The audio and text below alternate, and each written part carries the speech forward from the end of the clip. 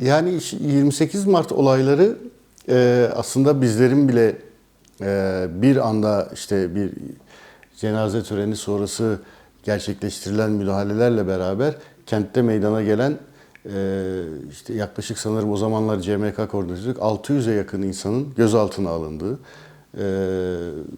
ve ilk kez bizim gördüğümüz bir şey vardı. Adliyede görev yaptığımız sırada bir grup askerin uygun adımla bir yerden bir yere gittiği, yani valiliğin askerden destek aldığı, işin oraya kadar gittiği bir olaylar dönemiydi. Bu aslında Türkiye açısından ya da şu anki mevcut iktidar açısından bakarsak bir aslında paradigma değişikliğinde başlangıcında yer alıyordu. Çünkü ondan sonrasında askere valiliğin askerden yardım istemesi, sonrasında kolluk güçlerine silah kullanma yetkisinin daha da artırılarak tanınması, PVSK'da değişikliklere gidilmesi, bunların hepsinin başladığı bir dönem aslında Türkiye siyasi tarihi açısından ya da bu mevcut iktidarın siyasi tarihi açısından bir dönüm noktasıydı 28 Mart olayları. Şiddete dair dozunu artırdı. Çünkü biz 2001'den sonrasında başlayan Avrupa Birliği ile uyum sürecine ilişkin o uyum paketleri arka arkaya gelmişti ve Türkiye bir demokratikleşme yolunda adım adım ilerliyordu. Ama 28 Mart'la beraber o demokratikleşmeye dair olan bütün elde edilen eğer bir kazanım da varsa onların hepsi teker teker tekrardan geri alındı. Özellikle kolluğa silah kullanma yetkisinin genişletilmesi için dönüm noktalarından bir tanesiydi. Biz o dönemde birçok insanın ifadelerinin alınması sonrası, serbest bırakılması sonrasında işkence izlerinin tespiti, bunlarla ilgili suç duyurularında bulunmalarını yaptık. Bu işkenceler adliyede bile, mesela biz o dönemde CMK koordinatörü olduğumuz dönemde bir avukat arkadaşımız geldi ve adliyede şu an getirilmiş olanları, çünkü grup grup getiriyorlardı. Sürekli işte 10 kişi, 15 kişilik birer gruplar halinde getiriyorlardı. Yukarıya çıktık ve dedi ki insanları elleri kelepçeli bir şekilde duvara döndürmüşler. Yüzlerini duvara çevirmişler ve ayakta bekletiyorlar diye. Biz hemen yukarıya çıktık. Hakikaten bütün o gözaltından çıkarılmış olanların hepsi kelepçeli bir şekilde ve yüzleri duvara dönük ayakta bekletiliyorlardı. Hemen savcısıyla görüştük. Yani işkencenin, yani o sokakta yaptıkları, işte gözaltı merkezlerinde yaptıkları işkencenin adliyeye geldiği zaman adliyede bile devam ettiriyorlardı. Buna hiçbir şekilde taviz vermeksizin devam ediyorlardı. Şimdi biz o dönemde koordine ediyorduk. Gözaltılardaki ifadelere ben katılmıyordum. Ben bu işlerin koordinasyonunda yer alıyordum. Ama şöyle bir şey vardı. 2911 sayılı yasanın bu topraklarda uygulamasının ortadan kalktığı anlardandı 28 Mart olayları. Çünkü artık herkes 2911 sayılı yasadan yargılanma yerine herkesi örgüt üyesi olmamakla beraber örgüt adına suç işleme diye bir kavramın içtihatla geliştiği bir dönemdi. O yüzden diyorum ya, 28 Mart bir dönüm noktasıydı. Bu işte silah kullanma yetkisinin artması gibi değişikliklerle beraber aynı zamanda yargının da tutumunun değiştiği, aslında bir kül halinde belki iktidarın bakış açısının değiştiği bir dönemdi. Çünkü ondan sonrasında işte gözaltına alınan herkes ilk başta 2911 diye, sonuçta toplantı ve gösteri yürüyüşleri kanununa muhalefet diye başlayan süreçlerde herkes ya örgüt üyeliğinden yargılandı ve sonrasında da içtihadın değişmesiyle beraber örgüt üyesi olmamakla beraber örgüt adına suç işlemek diye bir kavramla yargılanmaya başladılar. Ta ki aradan yıllar geçti ve Anayasa Mahkemesi bu hükmü iptal edene kadar bu böyle geldi ve devam etti. Aslında burada valiliğin tutumundan ziyade dönemin başbakanın tutumu asıl belirleyici olandı.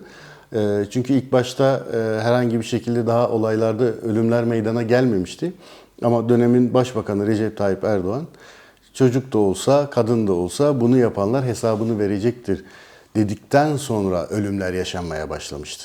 O yüzden ülkenin başbakanının söylemiyle beraber polislerin de olaylara müdahale tarzı ve şekli değişmişti. Birçok çocuk da o dönemde gözaltına alındığında sonrasında mesela taş atan çocuklarla ilgili yasal düzenlemeler çıktı. Dediğim gibi bir tarihi dönüm noktalarından bir tanesi de 28 Mart olayları. Çocuklardan bir tanesi şey demişti. Abi dedi, şimdi biz dedi örgüt üyesi mi olduk? Çünkü hiç hayatlarında hep ya da adli suça karışan bir sürü çocuk vardı. Çok küçük yaştakiler vardı. Yani farkına varmadıkları bir kavramın devlet tarafından kendilerinin nitelendirilmesi var. Ama kendilerinin herhangi bir şekilde bir örgütsel bir o anda düşüncesi de belki yoktu. Sadece tepkilerini sokakta dile getiren insanlardı bunların çoğu. O süreçlerin sonunda işte birçok algı değişince birdenbire aslında devletin hani bütün bu Kürtlere bakış açısı terörist bakış açısını resmen devlet yargı kararlarıyla ve yargı pratikleriyle ve aynı zamandaki kolluk güçlerinin pratikleriyle de hissettirdi bunu bütün halka, bütün topluma. Mahsun Mızrak dosyasında biz neredeyse 24 saat boyunca baroda görevlendirmelerle uğraşıyoruz ve insanlar sürekli bizi arıyorlar gözaltında nerededir diye. Mahsun'un babası Hasan Bey o zaman baroya geldiğinde işte oğlunu bulamadığını ifade etmişti. Bizdeki kayıtlara baktık, yoktu. Karakolları ilgili işte o zaman gözaltı birimleriyle ilgilenen kısımlar var. Teker teker aradık. Çünkü aradığımız zaman kimler gözaltına alınmışsa gözaltı kayıtları vardı. Bulamadık. Üçüncü günün sonunda babası telefon açtığında oğlunu bulduğunu söylediğinde devlet hastanesinin morgundaydım. İlk günden itibaren işte biz de arıyorduk, bulamıyorduk. Morga gittik. O gece defni gerçekleştirildi ve daha sonra soruşturma dosyası başladı. İlk başta örgütlü suçlara bakan savcılık kanalıyla yürütülürken sonrasında adli suçlara bakan savcılığa dosya geçti. Ve biz sürekli tefsiri tahkikat talepleriyle bazı hususların araştırılmasını istiyorduk. Özellikle kafadan çıkmış olan, ölüme sebebiyet veren bir gaz fişeğiydi. O gaz fişeğinin işte yivset özellikleri, nereden geldiği, neyin nesidir, hangi birim kullanıyordu. Onları istettiğimizde bize 3 polisin ismi verildi. Bu 3 polisin ismi aylar sonrasında çıktı. Emniyet tarafından bildirildi ve bu 3 polis memuru hakkında dava açıldı. Davanın ilerleyen aşamalarında bu 3 polis memuru, şimdi biliyorsunuz bir tutuklama sebebi kişinin kaçma şüphesi içerisinde olmasıdır. İlk duruşmadan sonra, ilk duruşma da çok enteresandı. İlk duruşmada neredeyse yargılamanın yapıldığı ağır cezanın o büyük salonlarında herkes polisti. Bütün güvenlik görevlileri gelmişti. Bu bile aileye bile yer kalmamıştı. Güvenlik için sadece bir sıra oturabilirken bütün emniyetin üst düzey amirlerine kadar gelmişlerdi. Bu bile aslında yargıya bir gözdağı vermekti. Yani biz bunların arkasındayızın hissiyatını vermekti. O polis memurları bir daha hiç duruşmaya gelmediler. Hatta üçü de yurt dışında göreve gönderildiler. Yani işte bizim tutuklama gerekçesi dediğimiz şüphelinin, sanığın kaçma şüphesi dediğimiz şeyi devlet kendi eliyle bunları bu yargılamaya gelmemeleri için, çünkü mahkeme onları duruşmadan bağışık tutmamıştı. Ama bir daha hiçbir zaman gelmediler. Daha sonra emniyet kayıtlarında biz dosya beraat aşamasına kadar devam ediyordu. Emniyet kayıtlarında şeyi tespit etmiştik. Bu 3 tane polis memurun ismi neden verildi? Çünkü o çıkan gaz fişeğin üstündeki görmüş olduğumuz numaralar, biz bunu seri numarası olarak nitelendirmiştik ama meğersem parti numarasıymış. Yani o parti numarasında aslında o fabrikada ne kadar üretildiğini gösteren, işte kaç ne diyeyim, Mayıs'ın 1982'de üretilenlerdir diye bir şey. Ama bunun kime verildiği bilinemezdi. O zaman bu 3 polisin ismini neye göre verdiniz? Artı yivset özellikleri varmış bunların. Bu yivset özellikleriyle el konulan silahlarla mukayesesinin yapılması gerektiğini biz kendimiz bulduk. Çünkü dosyada beraat mütalası verilmişti. Beraat mütalası verilen dosyada bu özelliklerin hiçbir tanesi gelmezken biz bunu işte bu internetteki arama motorlarındaki yapmış olduğumuz aramalarla biz tespit ettik. Bunun üzerine mahkeme o merminin ve silahın yivset özelliklerine sahip olmasından dolayı emanetteki parçayı istetti ve jandarmaya, bizim talebimizle polis bunu incelemesin, çünkü polisin şüpheli olduğu, sanık olduğu bir dosyada bunun incelemesini jandarma kriminalliğe yapmasını talep etmiştik. O dönemde Van Jandarma Kriminal'e göndermişlerdi dosyayı. Van Jandarma Kriminal'den gelen raporda dedi ki sizin göndermiş olduğunuz silahlar bunlardır. Bu silahlarla bu mermiler atılır ama bana gönderdiğiniz atılmaz. Bu başka bir kapsüldür.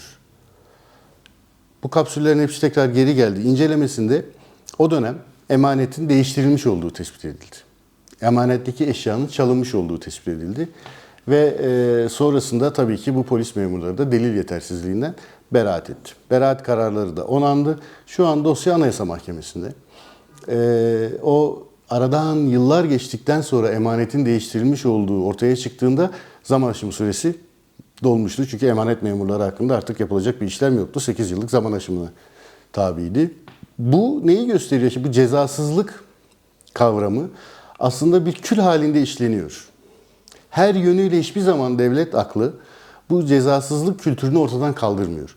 Oraya gidecek yolları, taşlarını, o yolun taşlarını yavaş yavaş örüyor. Hiçbir acele etmeksizin bunları yapıyor ve bu işleri zamana yayaraktan. Şimdi Mahsun Mızrak'ın dosyası hala savcılık aşamasında.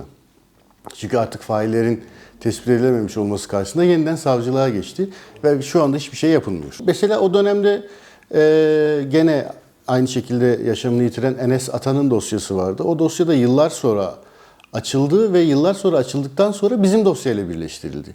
Gene aynı sanıklar yönünden olduğu iddiasıyla. Ama niye bunlar bizim dosyayla birleştirildi? Aynı sanıklar olduğuna ne kadar emindiniz? Çünkü iki farklı olay yerleri, farklı şeyler ama yine aynı isimler verildi ve bu dosya geldi bizim dosyamızla birleşti. Yani aslında devlet cezasızlığı sağlayabilmek için iyice ortalığı karıştırdı. Biz Enes Ata dosyasını biliyorum. Enes Ata dosyası da bizim dosyayla beraber paralel bir şekilde aynı dosyada beraber yürüdü. Beraatle sonuçlandı.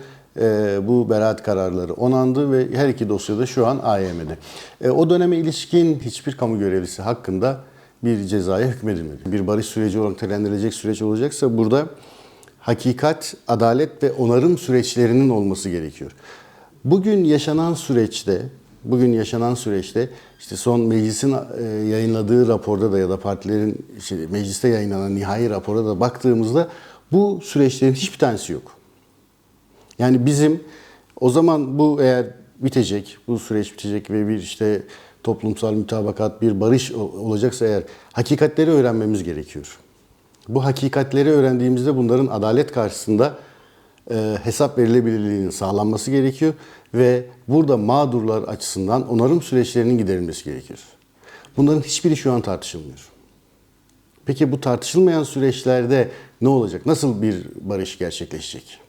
Sadece barışmakla bütün toplumun bu süreçlerle yüzleşmesi ve işte tüm Türkiye açısından geçerli olan bir şey bu. Hakikatin, adaletin ve onarımın tamamlanması gerekiyor. Ama maalesef ki biz bu süreçte bunların hiçbir tanesini, bu barış süreci olarak nitelendirilen süreçte bunların hiçbir tanesini görmüyoruz. Hiçbir tanesi konuşulmuyor, hiçbir tanesi tartışılmıyor. Ama bizim bu barıştaki ısrarın aynı zamanda salt bir barışmak değil, toplumsal anlamda barışmak ancak bu şekilde olabilecektir.